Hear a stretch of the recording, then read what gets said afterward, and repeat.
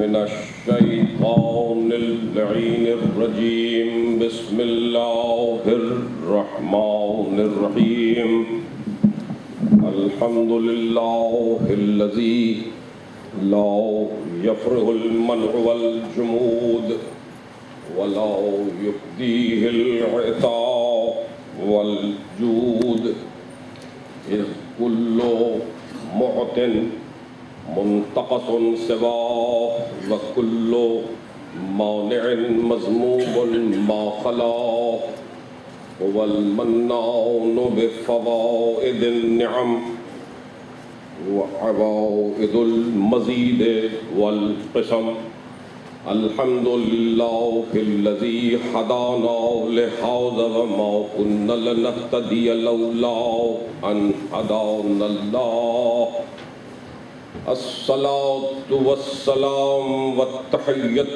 والإكرام على النبي الأمي والأبتحي التهامي السيد البهي والسراج المضيء والكوكب الدري صاحب الوقار والسكينة المدفون بأرض المدينة العبد المؤيد والرسول المسدد المصطفى الأمجد والمحمود الأحمد سيدنا وسيد الكونين جد الحسن والحسين خاتم النبيين أبي القاسم محمد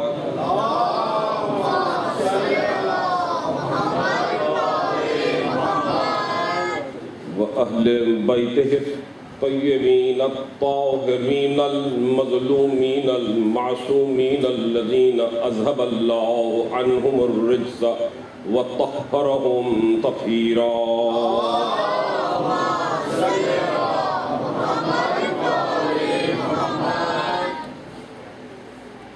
قال الله تبارك وتعالى في كتابه القرآن وخطابه الرحمن وقوله الحق وهو أصدق الصادقين بسم الله الرحمن الرحيم ومن يعتصم بالله فقد هدي إلى صراط مستقيم صلوات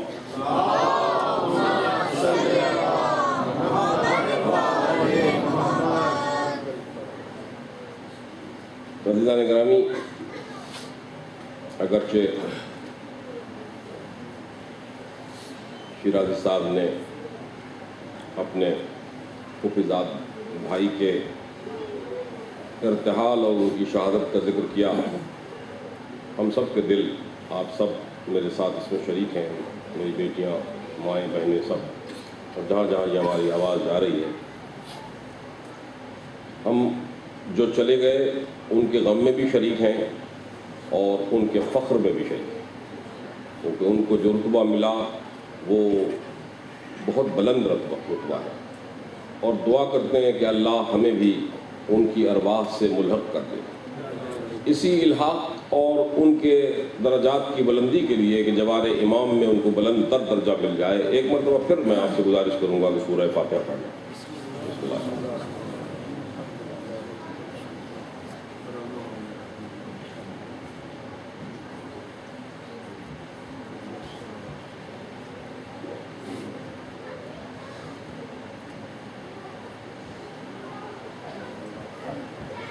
اللهم صل على محمد وعلى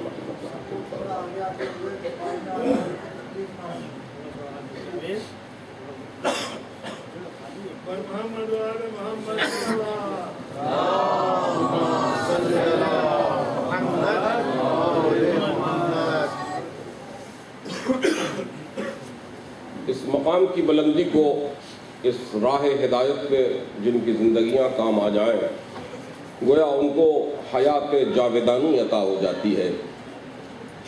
آپ زندہ رہیں تو زندہ رہ کے بھی پیغام اہل بیت کو آگے بڑھا رہے ہیں، اور آپ کسی اور انداز میں بھی اس دنیا سے چلے جائیں تب بھی معصوم فرماتا ہے مات شہیدہ، مات مغفورہ، یعنی آپ اپنی طبعی موت بھی مر جائیں، بیماری سے بھی کیوں نہ مر جائیں، لیکن اگر زندگی اس کار خیر میں گزاری ہے اور اہل بیت کے راستے پر رہے ہیں تو گویا اہل بیت کے راستے پر رہنا میدان کارزار میں ہر وقت منافقت کے ساتھ جنگ کا نام ہے۔ یہ جہاد کی زندگی ہے. مومن ہر حالت میں حالت جہاد میں ہے.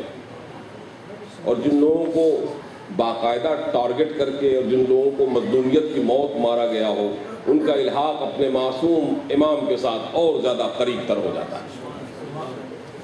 عزیزان گرامی، ہمارا سلسلہ عزا اور اس میں یہ تقریروں کا سلسلہ، اور آج اس کی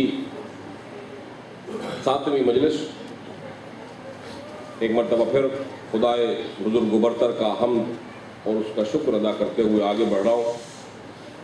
قرآن مجید کی جس آیت کو بار بار تلاوت کر رہا ہوں آپ کے لیے، وَمَن يَعْتَصِم بِاللَّهِ فَقَدْ هُدِيَ إِلَىٰ صِرَاطٍ مُسْتَقِيمٍ، کہ جو بھی اللہ سے اعتصام کرے، جو اللہ سے لو لگائے، اللہ اس کو صراط مستقیم کی ہدایت کر دیتا ہے.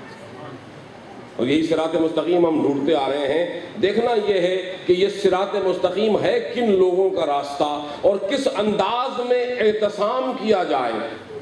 میں نے بتایا تھا کہ اعتصام کی ایک منزل عصمت ہے، معصوم کی منزل ہے، اور ایک عام انسان کی منزل ہے. تو اس میں بڑا فرق ہے.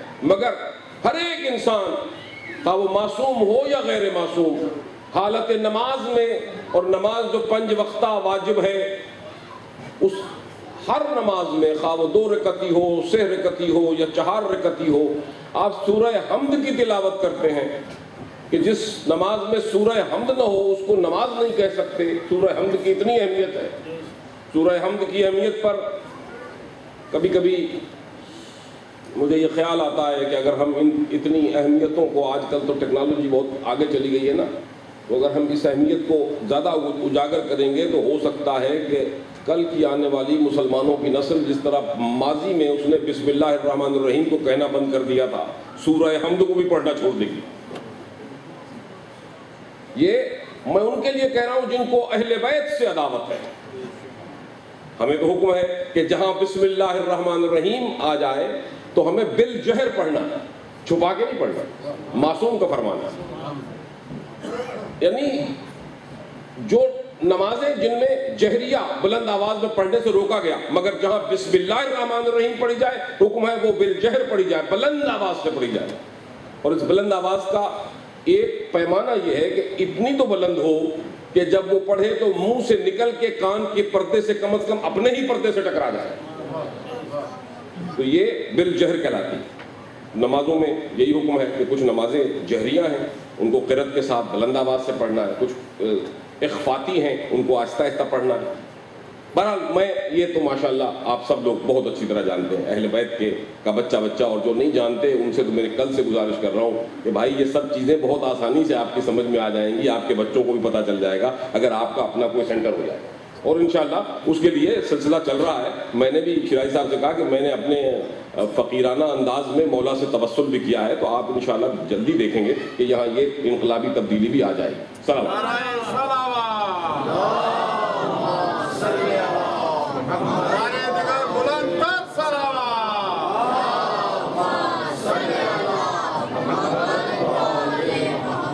سورہ حمد میں آپ ایک آیت ہے اہدنا الصراط المستقیم.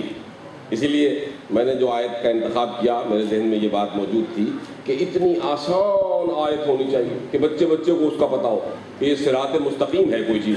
اور صراط مستقیم والے ہی ہیں جو نجات پانے والے ہیں، صراط مستقیم والے ہی ہیں جو مفلحون ہیں یعنی فلاح پانے والے ہیں، اور صراط مستقیم والے ہی ہیں جو متقین ہیں، صراط مستقیم والے ہی ہیں جو مومنون ہیں، اور صراط مستقیم والے ہی ہیں جو مہتدون ہیں یعنی ہدایت پانے والے ہیں. صراط مستقیم کو اتنی اہمیت حاصل ہے ہر نماز میں. اب اگر آپ اس کو اندازہ کریں، اگر جو ماشاءاللہ آپ کو مجھے پورا یقین کامل ہے انشاءاللہ کہ آپ میں سے کوئی ایسا نہیں ہوگا. ابھی ہمارے ایک بزرگ، میں اس لیے کہہ رہا ہوں کہ میرے پاس ابھی ایک مثال ہے. کل شب میں ایک محترمہ ہماری مومنہ نیو یارک میں ان کا انتقال ہو گیا. اللہ ان کو درجات کو بلند فرمائے. بڑی مومنہ تھیں. میری ان کے بیٹے سے بات ہو رہی تھی، بہت عزادار ہیں. میں مجالس کے سلسلے میں کئی دفعہ نیو یارک گیا ہوں تو ان کے گھر میں مہمان رہا ہوں. تو وہ میرے اوپر ایک ان کا محسن کی حیثیت ہو جاتی ہے. جہاں بھی انسان رہتا ہے اور اس کا نان نمک کھاتا ہے ان کی تکلیفات میں اضافہ کرتا ہے. خدا عالم جو میرے ابھی بھی میزبان ہیں ان کے بھی درجات کو مولا بلند فرما دے. تو ان سے میری بات ہوئی، میں نے اظہار افسوس کیا تو وہ کہنے لگے دیکھیے کہ موت ان کو مولا کے محرم میں مجلس کے بعد ملی اور ساری زندگی میں ایک نماز قضا نہیں ہے۔ نعرہ صلوات۔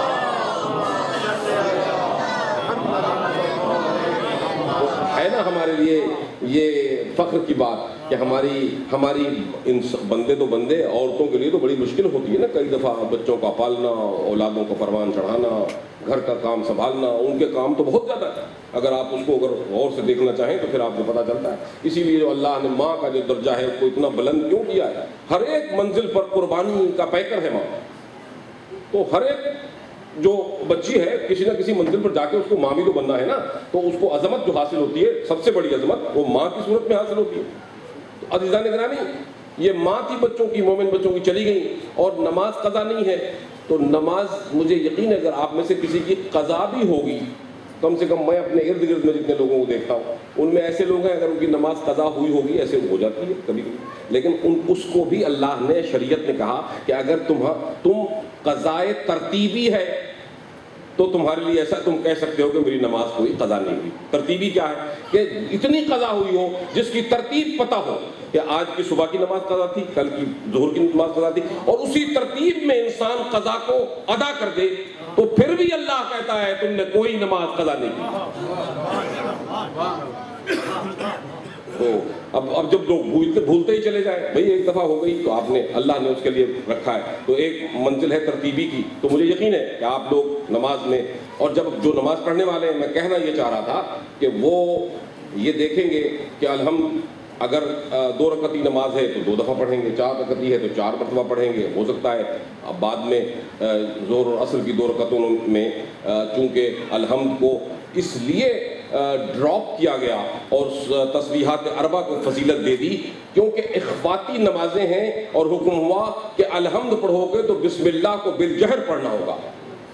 میں آپ کو یہ بتا رہا تھا یہ بالجہر پڑھنا، جب ایک شخص تھا جو یزید کا باپ تھا اور جو ہندہ جگر خارے ام پیغمبر ہے جناب حمزہ کا، جس نے جگر کھایا تھا، اس کا بیٹا ہے، وہ بادشاہ ہوا، اور جس کی بادشاہت کا ذکر ہمارے مودودی صاحب نے خلافت و ملوکیت میں بڑے شان سے لکھا ہے اس کو کہ وہ کس طرح کا بادشاہ تھا۔ اس کا یہ اعلان تھا کہ اس نے اپنے آپ کو کبھی خلیفہ نہیں کہا، لیکن مسلمانوں کی جو مسلمان راہ عدالت سے ہٹ گئے ان کی حالت یہ ہے کہ انہوں نے اسلام کی جب گت در گت بنائی تو اس میں انہوں نے کہا کہ وہ بھی ہمارا خلیفہ ہے، حالانکہ وہ خود کہتا ہے، اور مودودی اس بات پر گواہ ہیں کہ انا اول الملوک فی العرب، مجھے خلیفہ کوئی نہ کہے، میں کسی کا خلیفہ نہیں، میں تو عرب میں پہلا بادشاہ ہوں۔ اسی لیے اس نے کہا کہ خلافت و ملوکیت کہاں سے شروع ہوئی؟ تو اس کو جب پتہ چلا اس نے کہا کہ یہ کیوں کہا ہے جناب امیر نے اور کیوں رسول اللہ نے اس پر حکم دیا ہے؟ کہا یہ جو علی کے ماننے والے ہیں یہ ان کے خیال میں ضروری اس لیے ہے کہ بسم اللہ میں جو بے ہے نا اس کے نقطے کو علی نے کہا ہے انا النقطۃ تحت الباء، میں وہ نقطہ ہوں جو بے کے نیچے ہے۔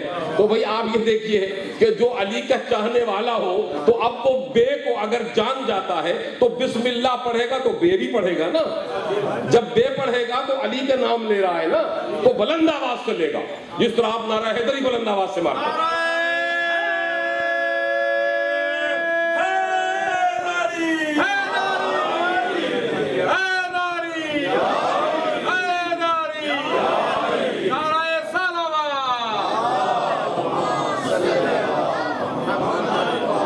اس نے بھائی حکم دے دیا کہ آئندہ جتنے قاری ہیں، جتنے پڑھنے والے ہیں، بسم اللہ کو بالجہر کوئی نہ پڑھے۔ بالجہر پڑھنا مومن کی نشانی قرار پائی، اور آج تک آپ چلے جائیے، اگر آپ کو کبھی تجربہ کرنا ہو اس کا اور میری بات سمجھ میں نہ آ رہی ہو تو آپ ذرا کبھی جب سورہ قرآنی بدلتی ہیں، آپ میں سے یقیناً لوگوں نے تجربہ بھی کیا ہوگا، تراویح میں بھی گئے ہوں گے، تو آپ دیکھیں گے وہ پڑھتے ہوئے بسم اللہ کو کبھی بالجہر نہیں پڑھتا، بالجہر پڑھے گا نہیں، اس لیے کہ وہاں پر اس کو خطرہ ہے۔ میں کبھی کبھی کہتا ہوں کہ اگر الحمد کی فضائل بھی آپ نے بیان کر دیے تو معلوم ہو کہیں گے الحمد بھی نہ پڑھا کرو۔ اور قل هو اللہ کے بارے میں تو ہم توحید کے اتنے قائل ہیں کہ قل هو اللہ جو قلب قرآن ہے، جس کو 3 مرتبہ پڑھنے سے پورے قرآن کا ثواب ملتا ہے، تو توحید نا، دین سارے کا سارا اول الدین معرفت ہو، سب سے بڑی معرفت تو اللہ کی معرفت ہے نا۔ محمد و آل محمد کا وجود کس لیے ہے؟ کہ وہ اللہ کی معرفت کرائیں۔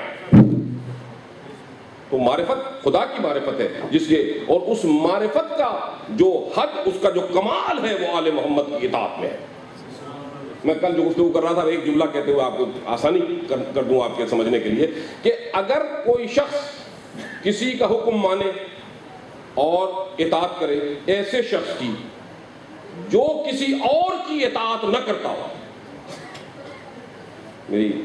اگر کوئی شخص یا آپ کسی کے سامنے سر بسجود ہو، ایسی شے، ایسی ذات کے سامنے سر بسجود ہو جو کسی اور کے لیے اطاعت کا پابند نہ ہو، تو ایسے عمل کو عبادت کہتے ہیں۔ اور اگر آپ کسی کا حکم مانے، اس کے مطیع ہو جو کسی کا حکم مانتا ہو، اس کے حکم کو آپ مان رہے ہیں، تو اس عمل کو کہیں گے اطاعت کرنا۔ میں نے آپ سے کل کہا تھا، عبادت اللہ کی ہے، وحدہ لا شریک ہے، وہ محمد و آل محمد کا خالق ہے۔ تمام انعام و اکرام اس نے محمد و آل محمد کے لیے مخصوص کیے، انہیں کے لیے کائنات کو بنایا، اسی لیے تو ہمیں بہت اچھا لگتا ہے وہ۔ تو آل محمد کا ماننے والا کبھی خدا سے خدا نہ خواستہ کبھی باغی نہیں ہو سکتا۔ آل محمد کی تو مقصد حیات اللہ کا تعارف ہے کہ عرفان الہی ہو جائے۔ اسی لیے اس منزل پر بس آپ کو ساتھ ساتھ لے کے چلنا ہے۔ آپ میں سے ماشاءاللہ دو چار لوگوں کی جو میری نظریں بڑی عقابی ہیں، میں اپنی تعریف تو نہیں کروں گا، لیکن میں دیکھ لیتا ہوں کون کہاں جا رہا ہے، تو اس لیے اور یہ بھی میری نظر میں رہتا ہے کہ کون کل تھا اور کون نہیں ہے۔ دیکھیے کوئی دعویٰ نہیں ہے، مگر یہ کہ میں اپنی آنکھوں سے کنیکٹ کر کے پڑھتا ہوں، تو مجھے موسیٰ کا ایک واقعہ یاد آ گیا۔ ابھی کسی نے 2 آدمیوں نے شاید وجد کے عالم میں گردن ہلائی ہے۔ ایک گردن ویسے بھی ہلتی ہے، اور گردن تو بھائی یہ زندگی ساری کی ساری کبھی نہ کبھی ہم سب نے مر جانا ہے، مگر محمد آل محمد کی محبت میں اگر مر جائیں اور کیا چاہیے۔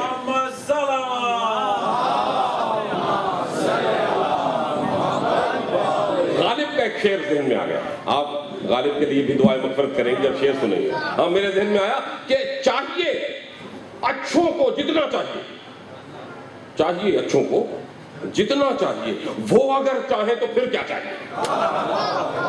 یہ غالب ہے، اسد اللہ کا غالب۔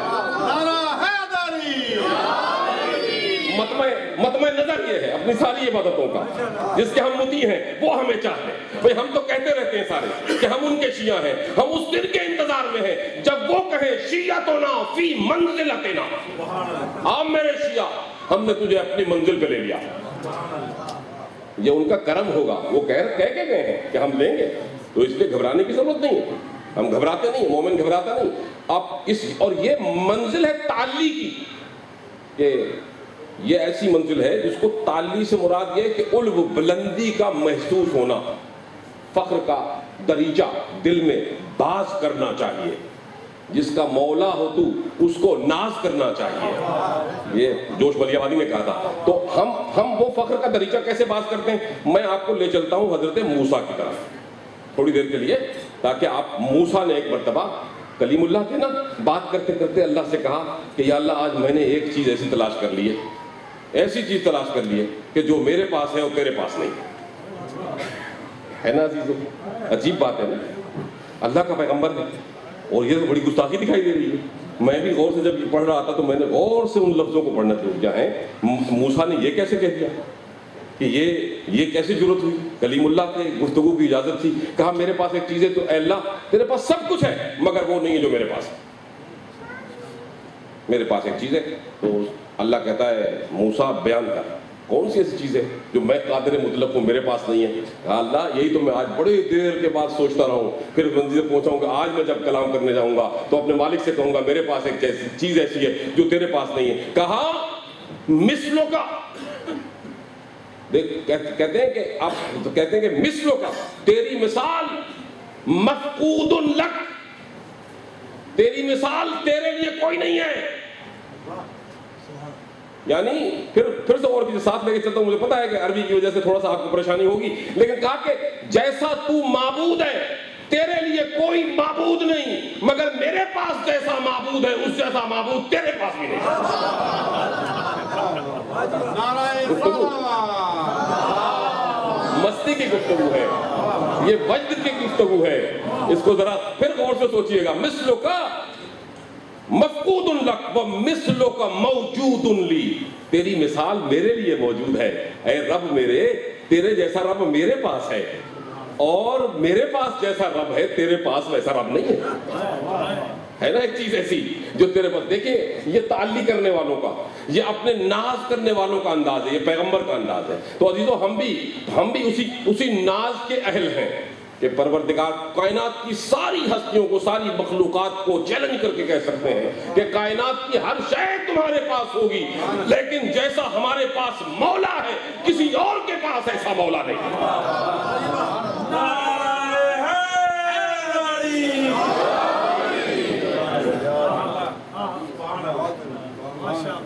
ابھی مجھے مولا پہ یاد آ گیا, کل کسی نے ایک تصویر لگائی ہے, یہ بھی سنتے جائیے. میں ابھی آپ کی خدمت میں یہ گزارش کرتا رہوں تاکہ مسلمانوں کو جہاں جہاں یہ آواز پہنچے گی, اور میرا خیال ہے بہت جگہوں پہ پہنچے گی انشاءاللہ. اور میں نے اپنے بیٹے ابتی سے کہا ہے کہ بھائی اس کو انٹرنیٹ پہ بھی لگاؤ تاکہ جو ہم باتیں کرتے رہتے ہیں وہ کہیں جہاں بھی سننے والا ہے کوئی لگا کے سن سکے. کچھ نام سے جانتے ہیں, کچھ نہیں جانتے, تو وہ کام سے جان لیں گے. تو ایک بڑا پوسٹر لگا ہے مین بازار میں پاکستان کے ایک شہر میں, اور اس کے اوپر انہوں نے آپ کو تکلیف پہنچانے کے لیے خلیفہ دوم کے ساتھ لفظ مولا لکھ لیا ہے. آج تک کسی کو ضرورت نہیں ہوئی تھی, یہ نہیں ہونا چاہیے تھا نا. اب ہماری سمجھ میں نہیں آتا کہ یہ اس سے پہلے ایک صاحب ہیں, آپ نے اگر غور کیا ہو, میں عبد القادر جیلانی کی کتاب غنیۃ الطالبین کا حوالہ دے رہا ہوں. اس میں غنیۃ الطالبین میں انہوں نے اپنی عظمت بیان کرتے ہوئے کہا ہے کہ دنیا کے جتنے ولی ہیں ان سب کے کندھوں پر میرا پیر ہے, میرا پاؤں ہے. وہ اپنی عظمت بیان کرتے ہیں. بھائی وہ جو غنیۃ الطالبین, یہ پہلے تصوف ان کو بہت مانتے ہیں, یہ علیحدہ بات بحث ہے کہ غنیۃ الطالبین واقعی ان کی کتاب ہے یا نہیں ہے. اس سے قطع نظر میں آگے بڑھنا چاہ رہا ہوں. میں کہنا یہ چاہ رہا ہوں کہ بالکل آپ نے کہا, پھر میرے ذہن میں آیا کہ جیسے آپ کے پیر جیسے ولیوں کا کندھا, وہ جیسے ولی ہوں گے. آپ نے دیکھا نا ہر گلی کے نکڑ میں کوئی نہ کوئی ولی بیٹھا ہے, ہر جگہ کسی نے کسی کو گاڑ کے اس کو ولی بنا کے پیر بنا کے پیش کر دیا ہے. تو اسی طرح کا کوئی ہوں گے ولی.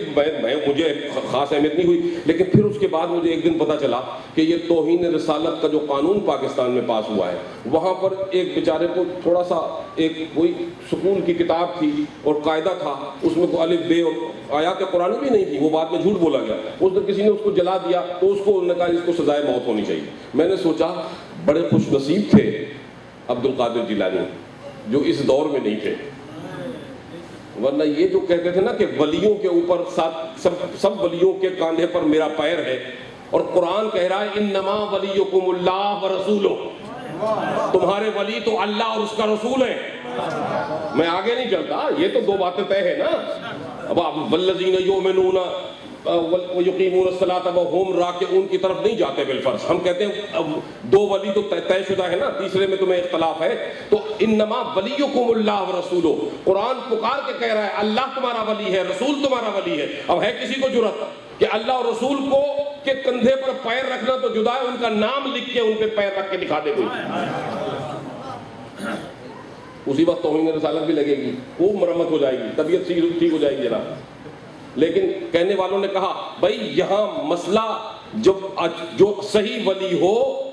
اب بات آگے بڑھ رہی ہے, جیسے ہمارے علماء عرفاء نے بیان کیا اور معصومین نے اس کی تائید کی کہ پیغمبر علیہ السلام کو, ہمارے رسول اکرم کو معراج عرش اعظم پہ ہوئی اور علی کو معراج دوش نبی پر ہوئی.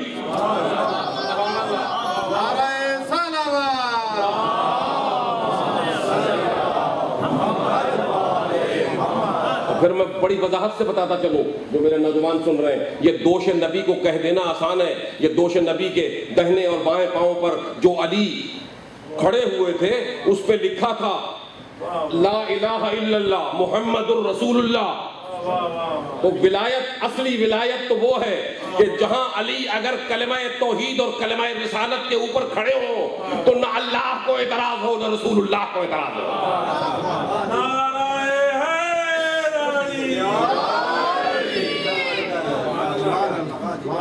اعتراض کیسے ہو عزیزان گرامی؟ میرے سامنے ایک اور حدیث پیغمبر کی، اور ابن عباس، عبداللہ ابن عباس اس کے راوی ہیں، جو امیڈیٹ ریفرنس میرے پاس ہے دمۃ الثاقبہ کا ہے، اور کئی کتابوں نے بھی اس کو نقل کیا۔ تو ابن عباس کہتے ہیں کہ ایک مرتبہ جبریل کچھ جنت سے لے کے آیا، اور پیغمبر نے اپنے پاس اس طبق کو رکھا اور علی کو بلایا۔ جب دونوں بھائی کھانا کھا چکے تو جبریل اس وقت ایک تشت اور ایک پانی کا کوزہ لے کے آئے اور جب ساتھ رکھ دیا، مولا کائنات نے چاہا کہ بڑھ کے رسول اللہ کا ہاتھ دھلائیں۔ رسول اللہ نے وہ کوزہ آپ اپنے ہاتھ میں لے لیا، علی تم نہیں دھلاؤ گے؟ کہا آقا یہ میری خدمت ہے، مجھے خدمت کرنے دیجئے۔ کہا نہیں، اللہ کا امر ہے کہ میں تیرے ہاتھ دھلاؤں۔ تو میں ابھی آپ سے کہہ رہا تھا نا، کہیں کہیں مقام، یہ اس میں گھبرائیے گا نہیں، یہ مقام ایسے ہیں جو ادھر سے ادھر ہو جاتے ہیں جب اللہ کی جیسے مرضی ہوتی ہے اسی نے۔ اس لیے آپ دعا پڑھتے ہیں نا، استغاثہ کرتے ہیں، یا محمد یا علی یا محمد اکفیانی فإنکما کافیان۔ کہیں محمد پہلے کہیں علی پہلے، کوئی فرق نہیں پڑتا۔ امام رضا علیہ السلام سے کسی نے پوچھا،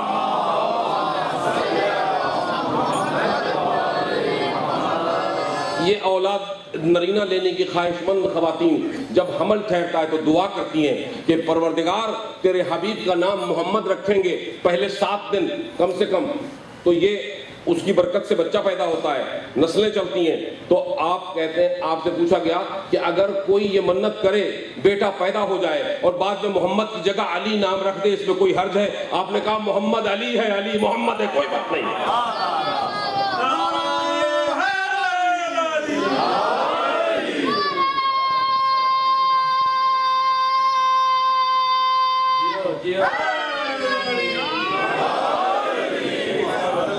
تو ہدایت ملے تو ایسے در سے ملے جہاں نفس رسول ہو، جہاں منزل وہی ہو۔ ایک کو ہٹاؤ، جیسے میں پہلے بھی ذکر کر چکا ہوں، دوسرے کو بٹھاؤ، سرے منہ کوئی فرق دکھائی نہ دے۔ تو جناب امیر کا وہ واقعہ بھی پورا کرتا چلوں، پھر میری کنجوسی میں کہیں شامل نہ ہو جائے۔ طبق دیا، اب جناب رسول خدا نے ہاتھ دھلانے شروع کیے۔ علی اب ہاتھ، کیونکہ دیکھیے ایک قول ہے مولا کا، الامر فوق الادب، جب کوئی شے حکم ہو جائے تو ادب سے بڑھ کے ہوتی ہے، برتر ہوتی ہے۔ میرے بزرگ ہیں شیرازی صاحب مثال کے طور پر، یا جن کی داڑیاں مجھ سے زیادہ سفید ہیں تو وہ سب میرے بزرگ ہیں۔ مولا نے کہا ہے، رسول اللہ کی حدیث ہے کہ میری امت میں جو سفید داڑیوں والے ہیں ان کی داڑھی سفید ہونے کی وجہ سے عزت کیا کرو۔ بوڑھے آدمیوں کی عزت اس طرح سے ہوتی ہے، لیکن اب بوڑھے آدمی اس کا فائدہ ہی نہ اٹھا لے نا، عزت کے قابل ان کو ہونا چاہیے۔ عزیزان گرامی، اب ایسا بھی بوڑھا کیا جس کو خود دین ہی بھول گیا ہو، تو آگے بڑھ رہا ہوں میں، تو میں کہا کہ جی آپ آگے بڑھیے۔ انہوں نے کہا نہیں قبلہ آپ آگے بڑھیے۔ پھر اس کے بعد اگر وہ واقعی مجھے قبلہ سمجھتے تھے اور سمجھتے ہیں کہ میں عالم دین ہوں اور میرا حکم ماننا چاہیے ان کو، تو میں نے ان کو امر کیا، میں نے کہا نہیں میں چاہتا ہوں کہ آپ آگے چلیں۔ اسی طرح حکم ہے کہ بیٹا باپ کے سامنے نہیں چل سکتا۔ یہ ان بیٹوں کو جو اس مملکت میں پرورش پا رہے ہیں، پروان چڑھ رہے ہیں، کسی نے یہ ادب نہیں سکھایا ہے۔ آپ کے پاس اپنے مدرسے ہوں گے تو پتا ہوگا، حرام ہے باپ کے سامنے چلنا۔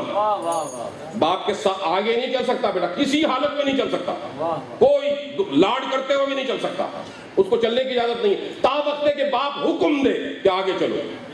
کوئی سیکورٹی کا ایشو ہے، کوئی اور چیز ہے، یا کوئی باپ چاہتا ہے کہ اس کو نظر نہیں آ رہا ہے، بیٹا آگے چلے گا، راستہ بنائے گا، میں اس کے پیچھے جب، تب حکم الامر فوق الادب۔ بس میں یہ سمجھانا چاہتا ہوں کہ حکم جو ہے تاکہ آپ کو سمجھ میں آ جائے۔ اسی لیے ہر ایک مقام پر جب کوئی مجھ سے پوچھتا ہے، میں صرف اسی چھوٹے سے جملے کا سہارا لیتا ہوں کہ جہاں امر کی بات ہے، اوامر امام اور معصوم کی بات ہے، جب ان کا کوئی حکم آ جائے ہمارا سر تسلیم خم ہو جانا چاہیے۔ جب یہ طے ہے کہ انہوں نے کہا ہے کہ یہ ایسا کرنا ہے تو پھر ویسا ہی کرنا ہے، پھر اپنی پخ نہیں لگانی اس میں۔ الامر فوق الادب۔ ہاتھ دھلاتے چلے جا رہے ہیں، دیکھا کہ تشت میں پانی نہیں گر رہا ہے، تشت میں پانی نہیں ہے۔ یا رسول اللہ ایک سوال پوچھ رہے ہیں نا، کون پوچھ رہا ہے؟ جناب امیر پوچھ رہے ہیں، یہ پانی کہاں جا رہا ہے؟ کہا یا علی میں تیرا ہاتھ دھلاتا چلا جا رہا ہوں، فرشتے سبقت کر کر کے سارا پانی سمیٹ لیتے ہیں تاکہ اپنے چہروں کے نور کو بڑھا سکے۔ علی وہ ہے جس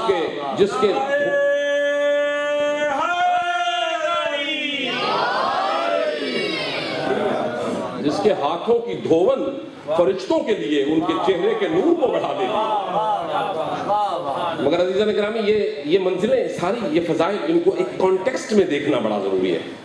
پیغمبر علیہ الصلوۃ والسلام اس دنیا میں تشریف لائے اور آغاز کیا پیغام کا آغاز ہوا، کہا دعوت ذو الاشیاء، تمام جو قریب کے رشتہ دار تھے سب کو بلایا کہ لوگ قبیلے والوں، عشیرے والوں سب اکٹھے ہو جاؤ، میں تمہیں پیغام دینا چاہتا ہوں۔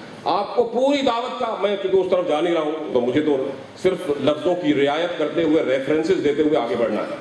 میرا وقت بھی ختم ہو رہا ہے، آج کی تقریر کا بھی، ویسے بھی اب صرف فقط 3 دن رہ گئے اور میں چاہتا یہ ہوں کہ ان 3 دنوں میں جو میکسیمم ہم گین کر سکیں وہ کر لیں، فضائل میں بھی اور مسائل میں۔ اللہ سے لو لگاتے ہوئے آگے بڑھ رہے ہیں۔ تو میں کہاں پہنچا تھا جو آپ سے گزارش کر رہا تھا، دعوت ذو الاشیاء۔ ہاں، وہاں پر سب سے پہلے پیغمبر نے پوچھا، یہ بات طے کی، پوچھا کہ اگر میں تم سے کہوں یہ کیا پہاڑ دیکھ سکتے ہو، اس پہاڑ کے پیچھے جو ویلی ہے نظر آ رہی ہے، وادی ہے، کہاں دیکھ سکتے ہیں؟ کہاں اٹھ کے دیکھا، کہاں دیکھ سکتے ہیں؟ کہنے اس کے باوجود میں اگر تم سے کہوں کہ اس کے پیچھے ایک لشکر ہے جو تم پہ حملہ کرنے والا ہے، تم مانو گے؟ سب نے بیک آواز کہا اور ابو لہب بھی اس میں شامل تھا کہ بھتیجے ہم نے تم سے کبھی کوئی کذب، جھوٹ تم سے سنا ہی نہیں، لہذا اگر تم کہو گے باوجود اس کے کہ ہماری آنکھیں دیکھ رہی ہیں کہ ایسا نہیں ہے، مگر پھر بھی مان لیں گے۔ پیغمبر نے 2-3 بار ان کی عقلوں کا امتحان لیا، ان سے پوچھا کہ ان کے دلوں میں مولا کی دیانت اور امانت کے بارے میں کیا خیالات ہیں۔ جب سب اقرار کر چکے تو پھر آپ نے کہا لو میں تمہیں سب سے بڑی سچائی بتاتا ہوں کہ اللہ ایک ہے اور یہ بت ماننے اور پوجنے کے قابل نہیں ہے، وحدہ لا شریک ہے اس کی ذات۔ یہ پیغام دیا۔ اب جب، اور میں اس کا رسول ہوں، میں گفتگو جو آپ کو آسان کر کے سمجھانا چاہتا ہوں، جب یہ کہا میں اس کا رسول ہوں، اس نے کہا دیکھو، ابو لہب نے بڑھ کے کہا، کچھ لوگ کہتے ہیں 2 ایک اور بھی ابو جہل جیسے لوگ اور کریکٹر موجود تھے، انہوں نے بھی اعتراض کیا کہ یہ ہمارے، اس کا مطلب ہے تم ہمارے دین کو جھوٹا کہہ رہے ہو اور تمہارے اندر یہ جرت ہو گئی ہے کہ ہمیں بلا کے یہ کہہ رہے ہو۔ سب کے سب جو ابھی کہہ رہے تھے کہ تم کہو لشکر نہ بھی دیکھ رہے ہو تب بھی مانیں گے، یکلخ بدک گئے۔ دین کا مسئلہ آ گیا نا، یہ حمیت جاہلانہ ہے، حمیت جاہلانہ ہے، اس کے اوپر اٹک گئے۔ انہوں نے کہا پیغمبر سمجھا رہے ہیں، پھر انہوں نے کہا اچھا اگر تم جو کہہ رہے ہو یہ بتاؤ کہ تمہارے پاس رسالت کی دلیل کیا ہے، رسالت کی دلیل مانگو۔ دیکھیے میں آپ کو یہ بتا رہا ہوں کہ ہمارے معجزات اور بہت سی چیزیں، اس میں کوئی شک نہیں ہے کہ بہت سی چیزیں رونما بھی ہوئیں اور بڑی معنی خیز بھی ہیں اور بڑی ہمیں پسند بھی آتا ہے ان کا ذکر، لیکن حقیقت امر یہ ہے کہ پیغمبر نے شروع سے لے کر پوری آخری زندگی تک جب بھی کسی نے پوچھا کہ آپ کو اللہ نے رسول بنایا تو کیوں بنایا، آپ کی بعثت کا مقصد کیا ہے، یہ ذہن میں رکھیے گا۔ یہ بہت بنیادی بات ہے، کیوں کیا رسول اللہ نے اس لیے بنایا گیا تھا کہ میں اور آپ مل کے مجلس کریں اور نعرے ماریں، یا رسول اللہ آئیں اور اپنا اقتدار جما کے اور حکومت بنا کے چلے جائیں، یا رسول اللہ آئیں اور اپنی 2-4 کہانیاں سنا کے چلے جائیں یا قرآن؟ نہیں، پیغمبر سے پوچھتے ہیں پوری زندگی میں۔ میں آپ کو دعوت فکر دیتا ہوں، جائیے پورے اسکالر سے، دانشوروں سے پوچھئے کہ کوئی اور لفظ کبھی پیغمبر نے اس کے علاوہ اپنے مقصد بعثت کے لیے کہا ہوا کہ میں پیغمبر بنا کے، رسول بنا کے بھیجا کیوں گیا؟ فرمایا بعثت لأتمم مکارم الاخلاق، میں اخلاق کی بلندیوں کو ثابت کرنے کے لیے نبی بنا کے بھیجا گیا۔ اخلاق کی بلندیاں، وہی اخلاق تو ہے آل محمد کا جو سب سے جدا گانا ہے۔ ہاں وہی اخلاق تو ہے۔ کربلا میں بھی آپ نے دیکھا نا کہ کیسے وقت میں معافی مل جاتی ہے مجرم کو۔ وہاں یہ بات نہیں ہے کہ ارے تم نے یہ کیا تھا، تم نے وہ کیا تھا، معافی مانگنے آئے، لو ہم کریم ابن کریم میں معافی دیتے ہیں۔ اس لیے اخلاق کی بات ہے، بُعِثْتُ لِأُتَمِّمَ مَكَارِمَ الْأَخْلَاقِ۔ اگر آپ اس بات کو ذہن میں رکھیں تو پھر آپ کو نبی کی اہمیت سمجھ میں آ جاتی ہے کہ اخلاق کا قرینہ اور زندگی کا سلیقہ سکھانے کے لیے آئے پیغمبر، اور اسی کو وہی چیز جب سکھاتے ہیں تو قرآن کہتا ہے کہ وہ قرآن کی تلاوت کرتا ہے، وہ حکمت بھی بتاتا ہے، وہ تمہارے تزکیہ نفس بھی کرتا ہے۔ یہ ساری چیزیں، تزکیہ نفس کرنا، تلاوت کرنا اور حکمت سکھانا، یہ سب اس لیے ہے کہ تمہارا اخلاق بدل جائے۔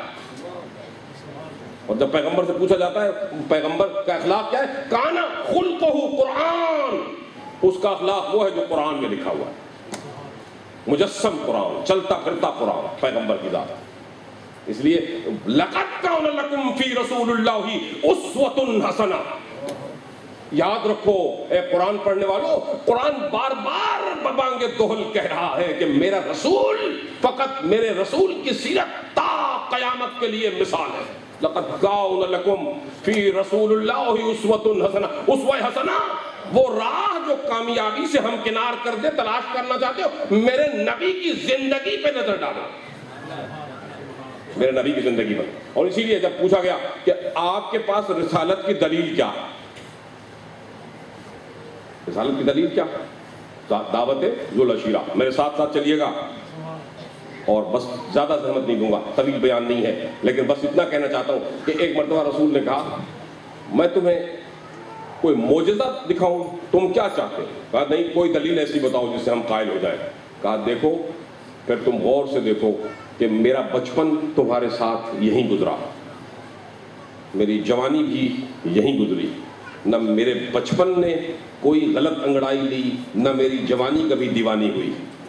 تم دیکھ رہے تھے کیا ہو رہا تھا، تم نے سب کچھ دیکھا ہے، تو اب اگر تمہیں اس کے علاوہ کچھ اور چاہیے، کبھی دیکھا تم نے کہ میں نے کبھی جھوٹ بولا ہو، کبھی تم نے دیکھا کہ میں نے کسی کی امانت میں خیانت کی ہو، کبھی تم نے دیکھا کہ میں نے کوئی ادب اور اخلاق کے خلاف گفتگو کی ہو، کبھی کسی کے ساتھ زیادتی کی ہو، کوئی ہے جو اس بات کی گواہی دے؟ بھائی مخالفوں کا مجمع ہے اور سب کے سامنے کردار محمد پیش ہو رہا ہے، اور پیش کیوں نہ ہو، وہ کردار ہے جس کے لیے لعمرک کہہ کے اللہ کہتا ہے تیری پوری حیاتی کی قسم محمد، تیری پوری زندگی ایسی ہے، تیرا اٹھنا بیٹھنا سونا جاگنا کھانا پینا سب چیز اللہ کو اتنی پسند ہے کہ وہ پوری کی پوری عمر کی قسم کھاتا ہے، ایک لمحے کی نہیں۔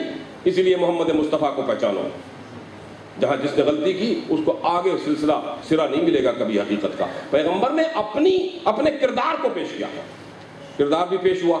بھائی کچھ لوگ تو کردار پر آمادہ ہوئے، سوچ پر مجبور ہوئے، کچھ ایسے بھی تھے دوسرے دن واپس پلٹ آئے۔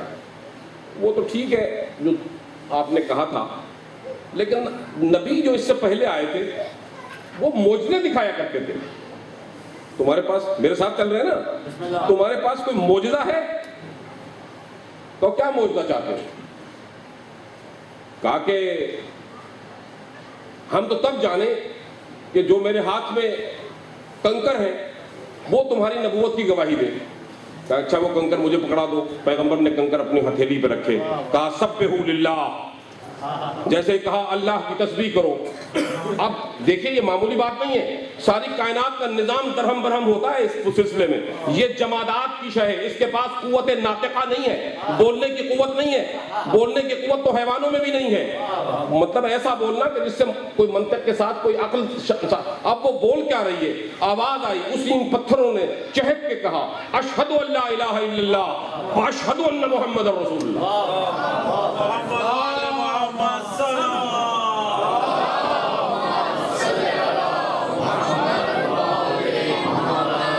ایک روایت میں ہے کہ یہ کنکریاں پیغمبر کے ہاتھ میں تھیں، ایک روایت اور ملتی ہے، یہ دو مختلف روایتیں بھی ہو سکتی ہیں کہ ابو جہل کے ہاتھ میں تھیں، اور اگر ابو جہل کے ہاتھ میں تھیں تو اس نے زمین پہ پھینکی کہ یہ کنکریاں بھی کم وقت کافر ہو گئیں۔ جب اس نے دیکھیں جاہلوں سے واسطہ نہیں تھا، یہ ابو جہلوں سے واسطہ تھا، جہالت کے جو باپ تھے۔ مجھے ایک لمحہ تھوڑی دیر کے لیے آپ سے، کوئی کسی کی تضحیق مقصود نہیں ہے، لیکن خدا کی قسم ہم ان کو تو بڑی جلدی ابو جہل کہہ دیتے ہیں۔ ابھی تو پیغمبر نے چند دن بھی تبلیغ نہیں کی تھی تو وہ ابو جہل قرار پائے، جن کو ساری زندگی 23 سال تبلیغ کرنے کے بعد دین سمجھ میں نہ آیا، تو وہ ابو جہلوں کے بھی باپ ہوں گے۔ دشمنانوں نے اہل بیت پہ لعنت۔ آیا پھر کہنے لگا کہ ایک مرتبہ پھر آ گیا، نہیں کوئی اور معجزہ دکھاؤ۔ کہا کیا؟ کہا میں چاہتا ہوں یہ درخت جو ہے چلے، اور درخت چل کے آئے تمہارے پاس اور تمہارے پاس آ کے تمہاری رسالت کی گواہی دے۔ اور درخت چلا، جناب امیر کہتے ہیں میں نے اپنی آنکھوں سے دیکھا، جناب امیر اس کے راوی ہیں، درخت چلا، اس نے آ کے رسول کے پاس ادب سے سر کو جھکایا، اپنی ٹہنیوں کو جھکا کے، اور آواز دے کے کہتا ہے اشہد ان لا الہ الا اللہ واشہد ان محمد رسول اللہ۔ ہمارے دیگر بلند تر صلوات۔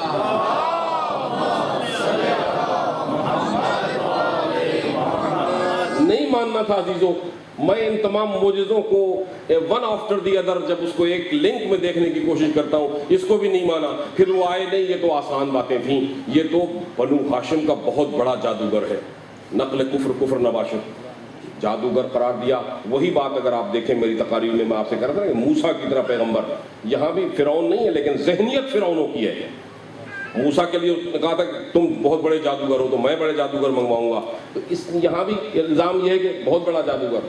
تو اس کے بعد پھر اس نے کہا اچھا اب تب بات بنے گی جب ہم یہ دیکھیں کہ زمینوں کی چیزوں پر تو اس کا ہو سکتا ہے قبضہ ہو لیکن جادو آسمانوں پر نہیں ہوتا, تو چاند کے 2 ٹکڑے کر کے بتائے تو پھر مانیں گے.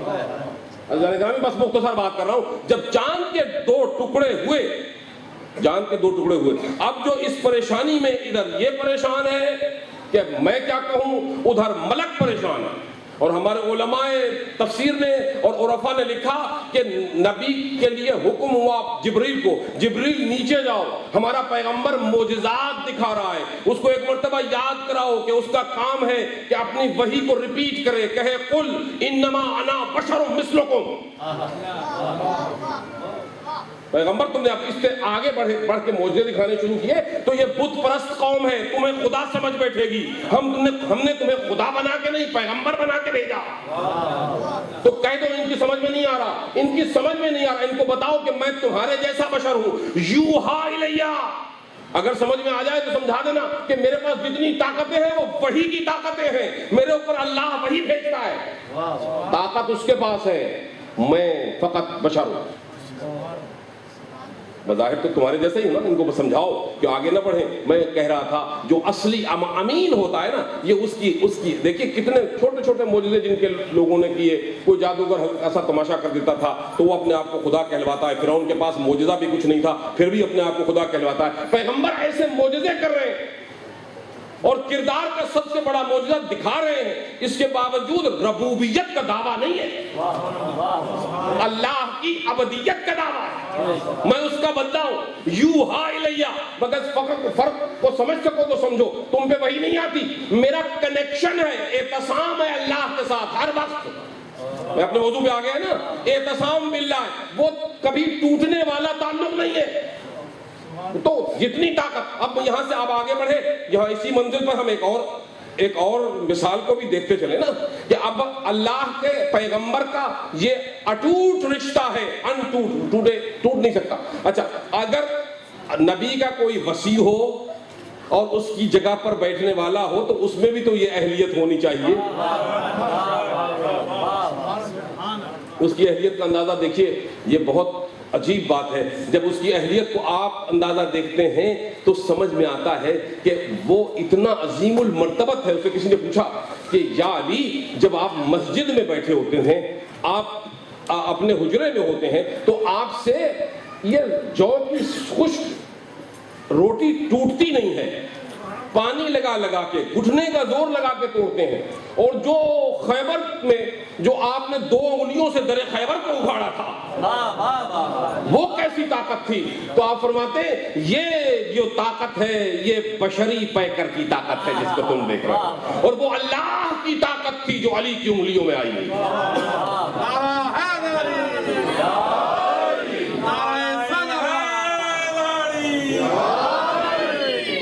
اب اس کی دلیل کیا ہے؟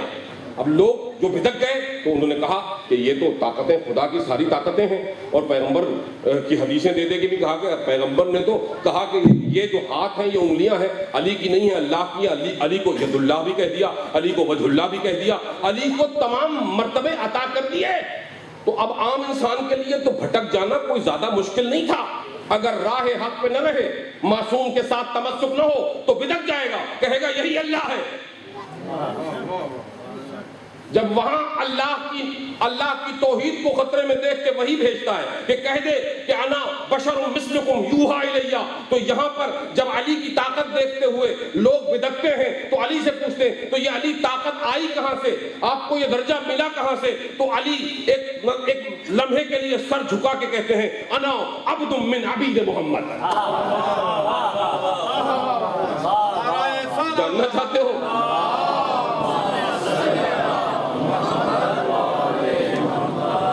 جاننا چاہتے ہو کہ محمد مصطفیٰ کی شان کیا ہے؟ تو ہاں جو طاقتیں تم مجھے دیکھ کے سوچ رہے ہو اور بدل رہے ہو کہ یہ تو الہی طاقتیں ہیں, ہاں یہ اللہ کی طاقتیں ہیں, مگر کس لیے ہیں کہ میں محمد کے غلاموں میں سے ایک غلام. یہ ہے ادب. یہ ہے انداز سمجھانے کا. پیغمبر سارے معجزے دکھاتے ہیں اور ساری کائنات کی فضیلتیں ہیں، مگر وہ لوگوں کو کہتے ہیں کہ میں تمہاری طرح کا بشر ہوں، وہی آتا ہوں. وہاں اللہ کا پیغمبر کا وسیع تمام قوتوں کا مالک ہے، مگر ربوبیت کا دعویٰ نہیں کرتا. ہر ایک منزل پر کہتا ہے، ہر ایک منزل پر کہ انا علی ابن ابی طالب، میں علی ہوں ابو طالب کا بیٹا. چودھری صاحب کی فرمائش سامنے آ گئی، ابو طالب کا بیٹا، میں ابو طالب کا بیٹا. ہر جنگ خندق میں کہا میں ابو طالب کا بیٹا، جنگ احد میں کہا علی ابن ابی طالب. ایک منزل پر میں آپ کو بتاتا چلوں، ایک منزل ایسی تھی جہاں یہ جملہ پہلے نہیں کہا. ایک منزل ایسی تھی جہاں اپنا تعارف باپ سے نہیں کرایا، ماں سے کرایا. سمجھ گئے نا؟ تو پہنچنے والے لوگ، فضائل کی دنیا میں رہنے والے، زندگی بھر مولا مولا کرنے والے، علی علی کرنے والے، دل و جان سے مولا کو پیار کرنے والوں، ایک منزل ایسی تھی. کیوں نہیں کہا؟ اس لیے نہیں کہا کہ عالم غیب تھے، دلوں کے راز جانتے تھے. بعد میں کتابوں نے لکھا کہ جب خیبر میں مرہب سامنے آیا تو اس کی ماں نے اس کو کہا ہوا تھا کہ تیرے سامنے اگر کوئی حیدر نامی آ جائے تو اس سے جنگ نہ کرنا، کیونکہ میں نے بڑے بڑے نجومیوں سے خبر لے کے رکھی ہے، بڑے ذائچے نکلوائے ہیں، کنڈلیاں نکلوائی ہیں، اور پتہ چلا ہے کہ تو حیدر کے ہاتھوں مارا جائے گا، تو حیدر سے مقابلہ نہ کرنا. ماں کی نصیحت بھی تھی، اور ماں کے دور جاہلیت میں بھی ماں کا لوگ بہت احترام کرتے تھے. تو جیسے ہی جب آئے نا میدان میں، خیبر کے میدان میں، اور سب لوگ باقی شکست پہ فاش کر چکے تھے. عزیزان گرامی، ایک روایت میں ملتا ہے کہ کچھ لوگ جب علی نے کہا نا کہ لَأُعْطِيَنَّ الرَّايَةَ غَدًا رَجُلًا كَرَّارًا غَيْرَ فَرَّارٍ يُحِبُّ اللَّهَ وَرَسُولُهُ وَيُحِبُّهُ اللَّهُ وَرَسُولُهُ. میں کل ایسے کو علم دوں گا. اب جب علم تو علی کو مل گیا، میں تو آگے بڑھ رہا ہوں. یہ تو حدیث آپ نے بار بار سنی ہے. مجھے بار بار پڑھنے میں اعتراض نہیں ہے، بڑی اچھی بات ہے، اچھی چیزوں کی ریپیٹیشن اچھی ہوتی، مگر وقت کی کمی ہے. تو کیا ہوا؟ اب جب مل گئی تو ایک روایت میں یہ بھی ہے، کچھ لوگ مولا کے پاس آئے، مبارکباد دی کہ آپ کو تو امیر لشکر اور فتح کی اور نصرت کی خبر دے کے رسول بھیج رہے ہیں، تو اگر ہمارے لیے کوئی حکم ہو تو ہم بھی ساتھ چلیں. بھائی لوگ بیچ چوری والے مجنون بھی تو ہوتے ہیں نا، تو انہوں نے کہا ہم بھی ساتھ چلتے ہیں. تو میں ایک جملہ لکھا اس میں کہ علی نے ان کو دیکھا، مسکرا کے کہا جب تمہارا وقت آئے گا تمہیں بلا لوں گا.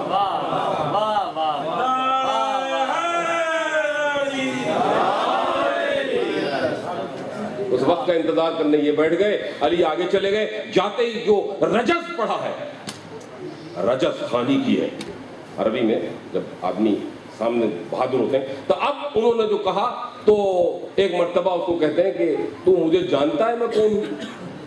اس کو مرہب کو مخاطب کر کے کہتے ہیں انا الذی سمتنی امی حیدر. ارے میں وہ ہوں جس کا نام اس کی ماں نے حیدر رکھا.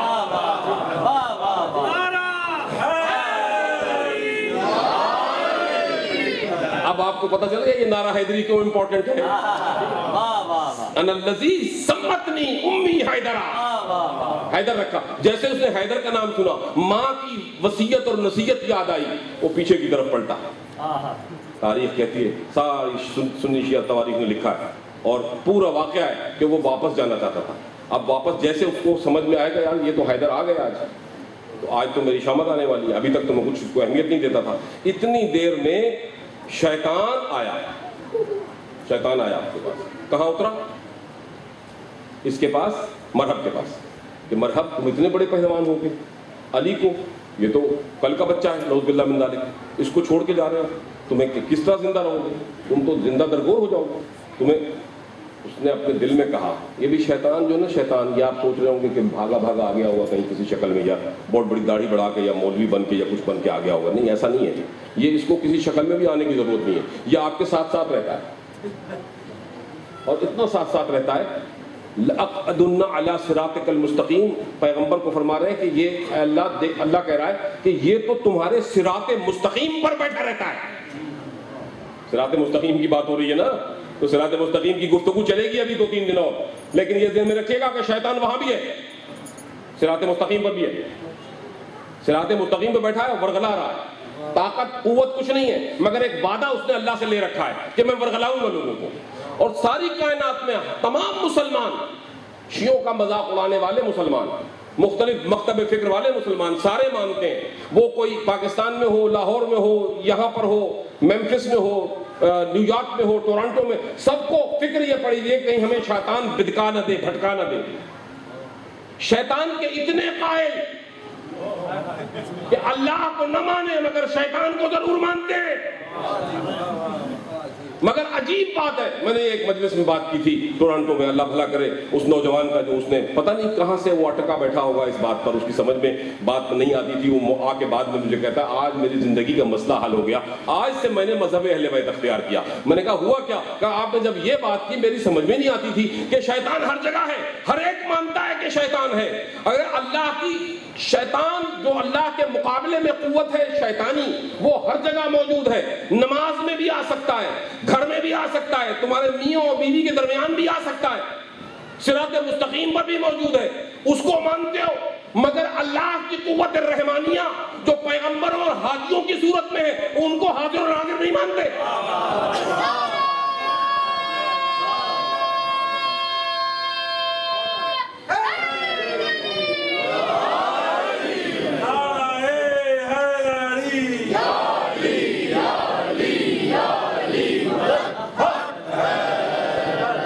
کیسا عادل و منصف خدا ہے کہ اس نے شیطان کو تو کھلی چھٹی دے رکھی ہے کہ ہر جگہ پہنچ جائے، مگر ہدایت کے کارندے انبیاء اور اوصیاء اور اولیاء ان تک نہ پہنچ سکے۔ اسی لیے ہم بڑھ کے کہتے ہیں کہ جب ہم کہہ رہے ہوتے ہیں اسی وقت مولا مدد بھی کر رہے ہوتے ہیں، یا علی کہتے ہیں تو علی وہاں پہلے سے موجود ہوتے ہیں۔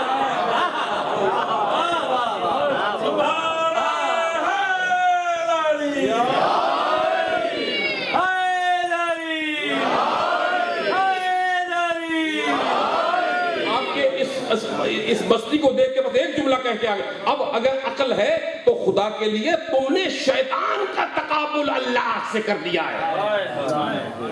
شیطان مخلوق تھا، مخلوق کا مقابلہ اس کو رفع کرنے کے لیے اللہ کی نیک مخلوق چاہیے، اللہ کو اور شیطان کو باہم برسر پیکار کر دیا ہے۔ یعنی یہ اللہ کے پاس اختیار نہیں چھوڑا کو تم نے۔ ہاں اسی لیے اللہ نے کہا کہ جب میری حبل اللہ المتین کو پکڑو گے اور جب اس کی تعصی کرو گے تو گویا وہ ایسے ہی ہے کہ جیسے تم نے میری پیروی کی۔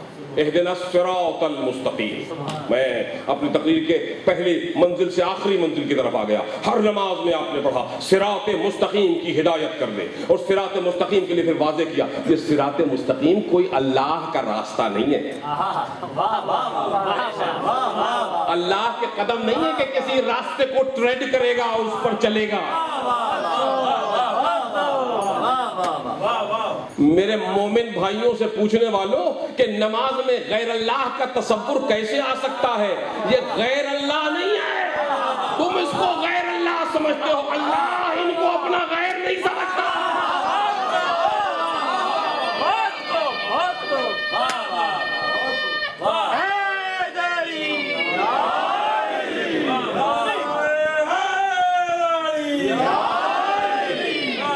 اسی لیے کہہ رہا ہے کہ جو نماز پڑھے اس کو وہ راستہ ذہن میں رہنا چاہیے، صراط الذین۔ اب ان لوگوں کا راستہ ذہن میں آئے گا، جب راستہ ذہن میں آئے گا تو وہ لوگ بھی ذہن میں آئیں گے۔ اللہ کی نماز ان کے تصور کے بغیر نہیں ہو سکتی۔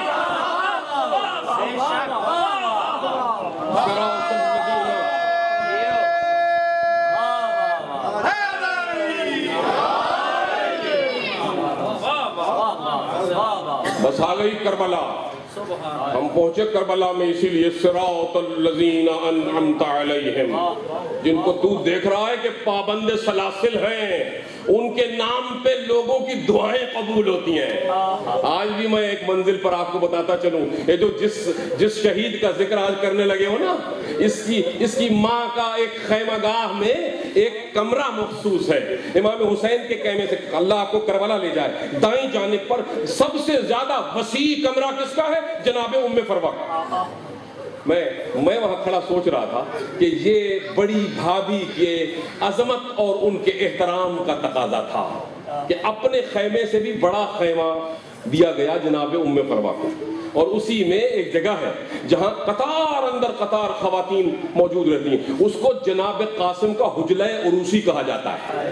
ہاں، اگر شادی ہو جاتی اور ماں کے ارمان پورے ہو جاتے، تو یہ صحیح ہے کہ شادی کے لیے وقت نہیں تھا کہ وہاں شادی، مگر نسبتیں طے تھیں، اسی لیے یہ ذہن میں بات آتا ہے کہ یہ ایسا بن رہا ہے، ایسا دلہا ہے کہ جو مقتل میں بجائے اس کے کہ دولہا بن کے دلہن کو لے کے جاتا، تو عجیب قسم کا دولہا ہے نا، میں کیا بتاؤں کہ دولہا خود جا کے مقتل میں تقسیم ہو گیا، قاسم کے لاشیں ٹکڑے تقسیم ہوئے۔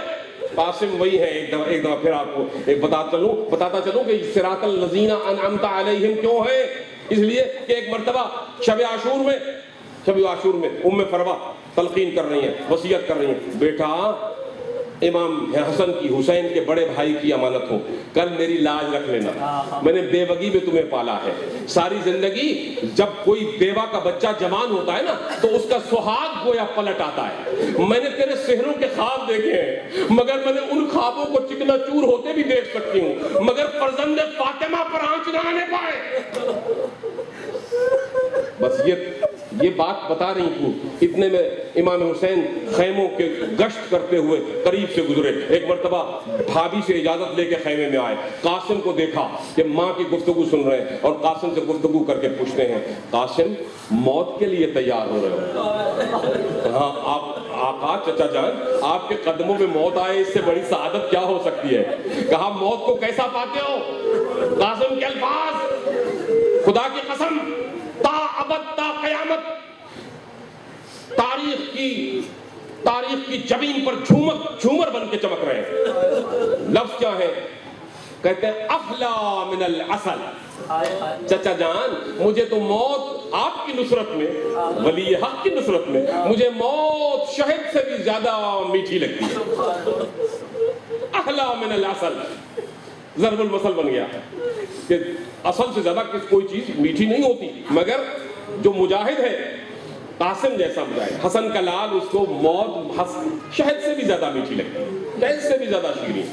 تو جو آج اس کا ذکر ہے، وہی میں بتا رہا تھا کہ یہ صراط مستقیم پر جب آتے آتے کربلا میں ہم پہنچے نا، تو یہاں اب کربلا ایک ایسا منظر دکھا رہی ہے کہ جتنی عظیم المرتبت ہستیاں ہیں، پنجتن پاک پہ خامس علی ابا خود موجود ہیں، اور جو ہستیاں باقی نہیں رہیں، جن میں امام خود رسول خدا ہیں، جناب علی مرتضیٰ ہیں، امام جناب بی بی سیدہ ہیں، اور جناب امام حسن ہیں، سب نے اپنا اپنا وارث چھوڑا اور وصیت کر کے گئے۔ جناب فاطمہ کی وارث جناب زینب موجود، فاطمہ نہیں ہے مگر کربلا میں زینب فاطمہ بن کے کام کر رہی ہیں۔ میں اپنے الفاظ خدا کی قسم بڑے محتاط طریقے سے کہہ رہا ہوں، چھوٹی بہنیں، مگر اللہ گواہ ہے، تاریخیں لکھتی ہیں کہ بڑی بہن کے درجے پر، ماں کے درجے پر رکھ کے ان سے مشورہ کرتے تھے، فاطمہ زہرا کی۔ ہاں عزیزو، اب اس کے بعد امام علی مرتضیٰ ہیں، ان کے جانشین ہیں، ان کا ذکر کل انشاءاللہ پڑھیں گے، ہم کل ان کا ذکر کریں گے، خوب روئیں گے، اپنے علمدار کو یاد کریں گے۔ ہاں، حضرت عباس جناب علی مرتضیٰ کی جگہ پر ہیں، اور رسول خدا کی جگہ پر خود امام حسین ہیں، مگر امام حسین فقط نہیں ہے، خدا کی قسم امام نے اپنے ایک جملے میں اس کو سمیٹ کے کہا کہ میں حسین ہوں مگر میرے لیے محمد کی شبیہ علی اکبر ہے۔ یہ بھی ذکر ابھی کرنا ہے، خدا سعادتیں دے گا۔ مگر عزیزو، امام حسن نے بھی اپنی ایک نشانی، 3 بچے ہیں جو کربلا میں کام آئے، 2 شہید ہو گئے۔ حسن مصنع کے بارے میں تاریخ نے لکھا کہ اتنے شدید زخمی ہوئے تھے، بعد میں وہ کوفہ لے جائے گئے اور قیدی بنائے گئے، لیکن 2 بیٹے عبداللہ ابن حسن اور قاسم ابن حسن، یہ 2 بیٹے شہید ہوئے۔ ایک چاچا کی گود میں شہید ہوا، اور وہ میں اس کا ذکر ابھی آج کی مہندی چونکہ خاص طور پر جناب قاسم کی ہے، یہ 3 برس کے ہیں، اور آپ نے سب وسائط کا ذکر وہی ہے جو آپ سنتے رہتے ہیں، مگر اس ذکر میں اللہ نے ایسی برکت رکھی ہے کہ آپ بار بار سنیں گے اور بار بار آپ کی آنکھوں میں گریہ آئے، آپ کی آنکھوں میں آنسو آئے۔ جناب قاسم بڑی محنتوں سے ماں نے پالا ہے. ہاں. اور ایک مرتبہ وہ بھی آپ کو روایت پتا ہے کہ جناب امام حسن نے بلایا تھا اور 3 برس کے تھے. کہا بیٹا میں تمہارے ہاتھ پہ تمہارے بازو پہ ایک تعویذ باندھ دیتا ہوں, جب کوئی زندگی کا بہت کٹھن مرحلہ آ جائے, ایسا مرحلہ ہو تم کچھ نہ کر سکو, اور ایک مرحلہ ہوگا تو اس وقت تم یہ تعویذ کھول کے اپنے چچا حسین کو دکھا دے. وہ تعویذ دکھایا گیا, وہ منزل آ گئی, اجازت نہیں مل رہی تھی, اور جب امام نے تعویذ دیکھا, اپنے خط دیکھا بھائی کا, اس کے اندر لکھا ہوا تھا حسین میرا بیٹا آئے گا کربلا میں, یہ میری طرف سے میری نشانی ہے, میرے بھائی حسین میری اس نشانی کو قبول کرنا اور اس کو شہادت کی اجازت دے دینا اور مجھے سرخرو کر لینا, میدان حشر میں اماں زہرا کے سامنے سرخرو کرنا. خط کو دیکھا, پیار کیا, آنکھوں سے لگایا, خدا کی قسم چومتے جاتے تھے. اس کے جب خط کو چوم چکے تو قاسم کو بلایا, اپنے سینے سے لگایا. روایت کہتی ہے کسی اور شہید کو رخصت کرتے ہوئے امام حسین بے ہوش نہیں ہوئے.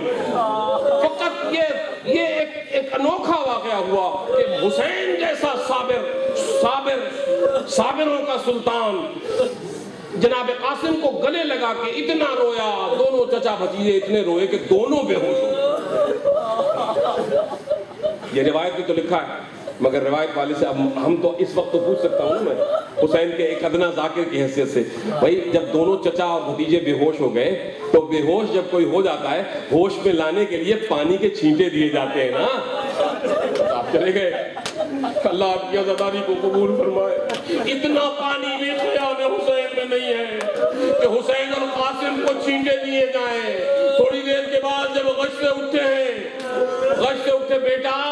بیٹا دیر ہو رہی ہے, بیٹا بھائی کا حکم سر آنکھوں پہ آ گیا, اذن جنگ ملا, قاسم گئے, قاسم نے مشہور پہلوانوں کو مارا, تفصیل کا وقت نہیں ہے, اور ماں حالت دعا اور حالت سجود میں دعا کر رہی ہے, اور چچا انتظار میں ہے کہ قاسم کی آواز آئے تو مدد کے لیے لپکیں. ایک مرتبہ یا اماں ادرکنی, چچا جان بھتیجے کی مدد پہ آئیے, مدد کو آئیے. ایک مرتبہ حسین بڑھے, اب جو دیکھا تو ایک شقی دکھائی دیا جس نے چھپ کے وار کیا تھا بھتیجے پر. اس شقی کو چھپتے ہوئے دیکھا, حسین سیدھے ببر شیر کی طرح لپکے اور اس کے اس بازو کو کاٹ دیا جس نے ضرب لگائی تھی قاسم پر, اور یہ ملعون اس کا ہاتھ کٹا. اس نے واویلا کرنا شروع کیا, مجھے ابن زہرا سے بچاؤ, اور ساری فوجیں متحرک ہوئیں.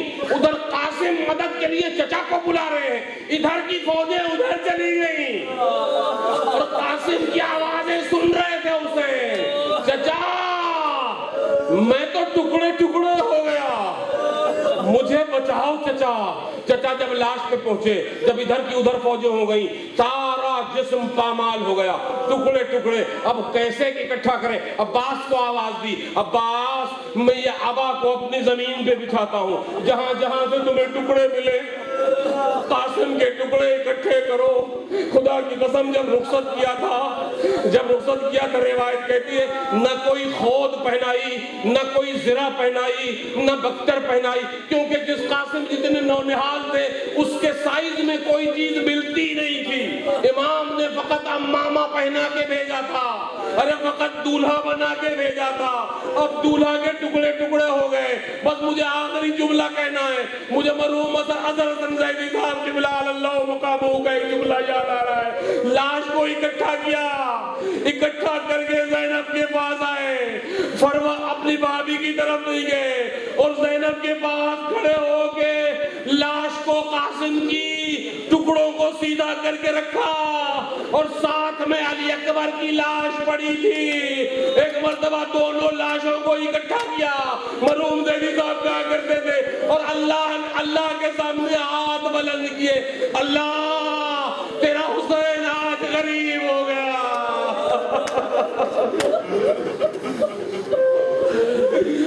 لعنت اللہ علی القوم الظالمین یعلمون الذین ظلموا وای منقلب ینقلبون. یا اللہ رحم فرما مالک, اللہ قاسم کی بینتی اور اس کے ذکر کو قبول فرما لے, اور جو بھی مومن ہونا ہے سب کی دعاؤں کو قبول فرما لے. ربنا تقبل منا انك انت السميع العليم وتب علينا يا حسين يا حسين يا حسين یا حسین یا حسین Ya یا Hussein, حسین Ya Hussein, Ya Hussein, Ya Hussein, Ya Hussein, Ya Hussein, Ya Hussein, Ya Hussein, Ya Hussein, Ya Hussein, Ya Hussein, Ya Hussein, Ya Hussein, Ya Hussein, Ya Hussein, Ya واشق پر کی رو کر پکاری میرے بچے کی آتی ہے مہندی لوگ کرتے ہیں کیوں آہوزاری میرے بچے کی آتی ہے مہندی کوئی دولہا کی پھپھیوں کو لاؤ ان کی چاچی کو بلاؤ دیر ہوتی ہے جل آواری میرے بچے کی آتی ہے مہندی میرے بالی سکینہ کہاں ہو کیوں نگاہوں سے اب تک نہاں ہو نکل جاؤ بانوں کی پیاری میرے بچے کی آتی ہے مہندی جا کے کہہ دو یہ شائے زمن سے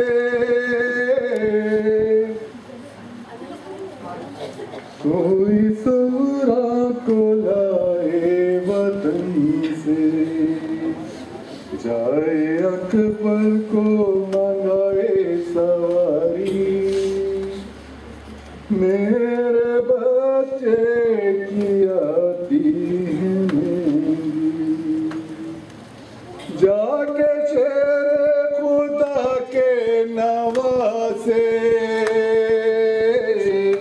کہہ دو دولہا کے چھوٹے چچا تھے گھر میں شادی کی رسمیں ہیں جاری میرے بچے کی آتی ہے مہندی کوئی قبر حسن پہ یہ کہنا دیکھ تو جاؤ بیٹے کا سہرا ان کی فرقت میں آنسو ہیں جاری میرے بچے کی آتی ہے مہندی Ya Hussein, ہائے قاسم ہائے ہائے مہندی ہائے قاسم ہائے ہائے مہندی ہائے قاسم ہائے ہائے مہندی ہائے قاسم